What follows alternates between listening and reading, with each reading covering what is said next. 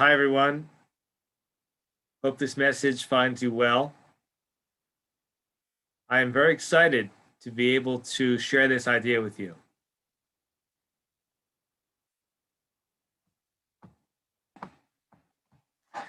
This week, we have the great honor and privilege of reading Parshas Para. Parshas Para is one of the 4 parshios that we read before Pesach. And here we have Parshas Para coming after the previous fulfillment of the mitzvah of reading Parsha Zachor. That was the previous parsha of the 4 parshios that we read. And the question is, what is the relationship between Parsha Zachor, that mitzvah, and the mitzvah of reading and listening to Parshas Para? Parsha Zachor, we know, as is related to Purim, that Amalek, that there is a nation, whether it's a biological nation or whether it's just anti-Semites in general, that they go after us existentially and the Almighty protects us. So Parsha Zachor is about you and I getting in touch with our identity and specifically understanding that when we are weak in faith, that we become more vulnerable.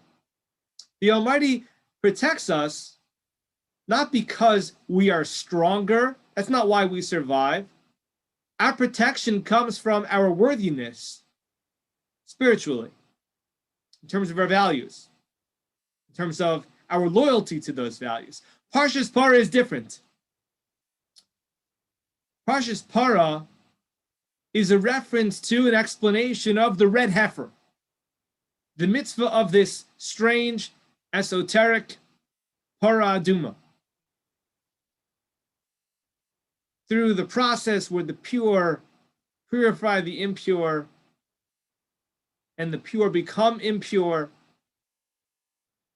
So they represent 2 different ideas. And the sequence is very important.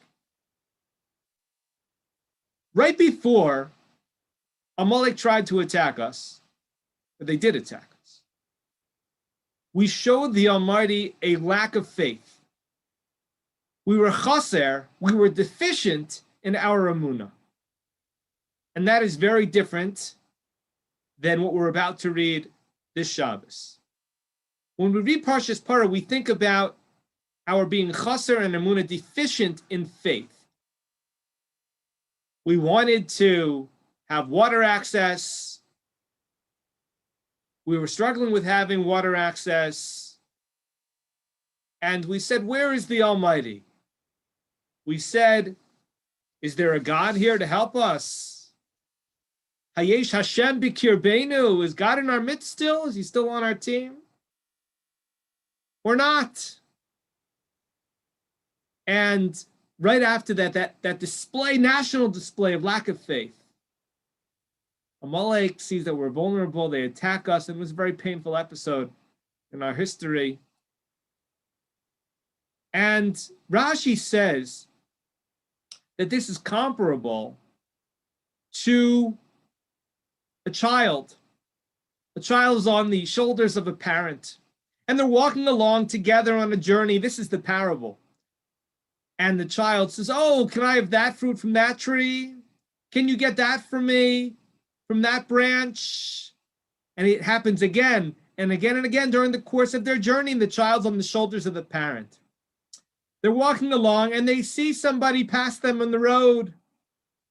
And the child asks that individual, have you seen my parent?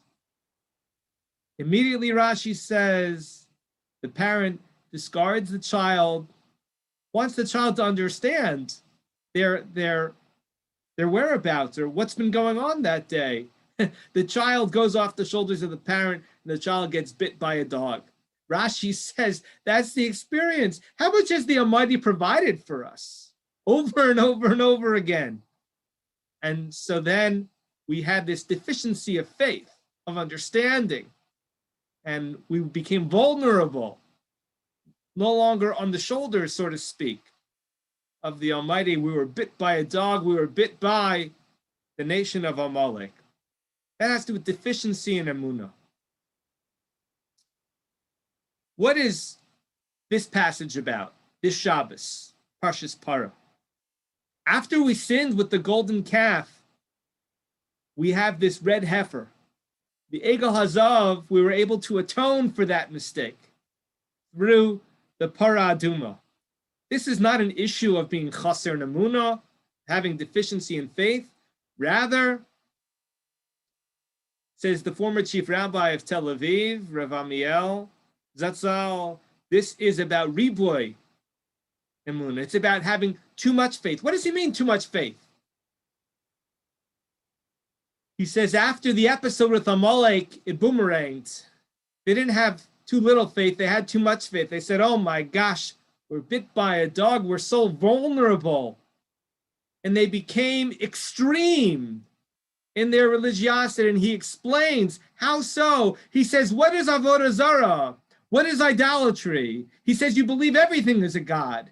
You believe this is a god and that's a god. You believe this gold is a god and this golden calf can do wonders. It's an extreme religiosity. And extremes are bad. Extremes, when you start believing in endowing, in ascribing divinity to everything, then you have a warped, perverted sense, a perverted sense of divinity as a whole, of God as a whole. And so he says that's the progression, that's the sequence. We were deficient in faith. We had too much of an extreme religion with idolatry. And that was a severe deviation. And having Parshas Zachor followed by Parshas Parah gives us the right approach, the middle of the road approach. We need to guard against extremes. He says, and he describes it goes in a circle. Deficiency of faith to an extreme, and too much faith or religiosity in a warped, perverted sense on a circle right next to each other. They're right there, right next to each other. Our job is to learn from both. Our job is to have a more balanced approach.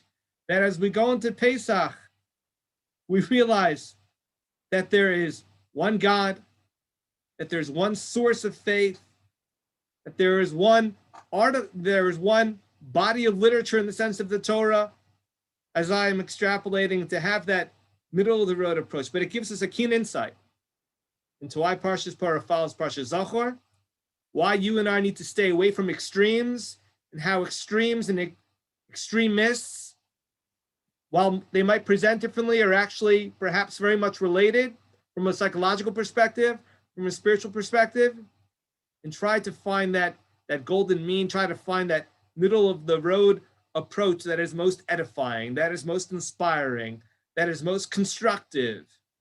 And that is the most productive way for us to be, to excel, and to succeed as Jews, as Torah Jews in this world. Thank you and have a great day.